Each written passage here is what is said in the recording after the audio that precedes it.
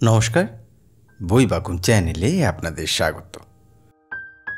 আজকের বইটি আনন্দ থেকে প্রকাশিত শীর্ষেন্দু মুখোপাধ্যায়ের লেখা কিশোর সিরিজ আশুবাবুর টেলিস্কোপ। বইটি একটি হার্ড কভারের বই এবং বইটির মূল্য রাখা হয়েছে ৩০০ টাকা। বইটিতে প্রচ্ছদ এবং অলঙ্করণ করেছেন দেবাশিস দেব। আসা যাক গল্পতে।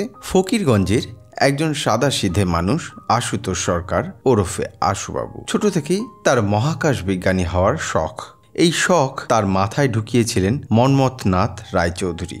তবে শেষ পর্যন্ত মাঝারি মেধা হওয়ার কারণে আশুবাবুর মহাকাশ বিজ্ঞানী আর হয়ে ওঠা হয়নি। মন্মথবাবু তার মৃত্যুর আগে আশুবাবুকে একটি টেলিস্কোপ দিয়ে যান এবং তিনি বলে যান এই টেলিস্কোপটি ডেভিড নামের একজন লোকের, আর সে খুব একটা ভালো লোক না। তারপর এই টেলিস্কোপটি নিজের ছাদে লাগিয়ে আশুবাবু বেশ ভালোই দিন যাপন করছিলেন। কিন্তু সমস্যা ঘটে যখন তার এই টেলিস্কোপটির পিছনে পড়ে বেশ কিছু লোক। হঠাৎ করে একটি উটকো লোক গ্রামে এসে আশুবাবুকে খবর দেন যে ডেভিড তার এই টেলিস্কোপটি ফেরত নিতে আসছে। মন্মথবাবু তো কবেই মারা গেছেন এবং তারও আগে ডেভিডের কাছ থেকে তিনি এই টেলিস্কোপটি পেয়েছিলেন।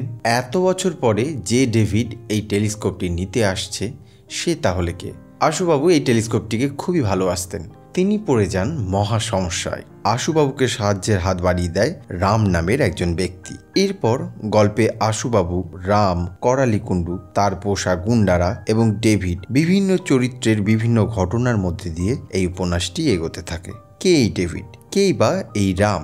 এই টেলিস্কোপটি আসলে কি? কেনই বা এটিকে কেউ নিতে চায়? এইগুলি জানতে হলে আপনাকে এই বইটি পড়তে হবে। সত্যি বলতে শীর্ষেন্দু বাবুর অদ্ভুতের সিরিজ মানেই প্রত্যাশা, আর এই রকম একজন মানুষের লেখা নিয়ে কিছু তো বলারই থাকে না। হাসি, মজা, রহস্যের ভিতর দিয়ে উপন্যাসটি এক আলাদা জগৎ তৈরি করে। আপনারা যারা এখনও এই বইটি পড়েননি সংগ্রহ করে নিন এবং পড়ে দেখুন। আশা করছি আপনাদের ভালো লাগবে। তবে একটি ব্যাপার এই গল্পটি পড়ে যেটি আমার মনে হয়েছে, যে গল্পটি কোথাও যেন শেষ হতে গিয়ে অসম্পূর্ণ রয়ে গেছে। তবে এই গল্পের আরও কোনো দ্বিতীয় ভাগ আসবে কি না সেটি ভবিষ্যতে বলা যাবে। আজকের ভিডিওটি এই পর্যন্তই।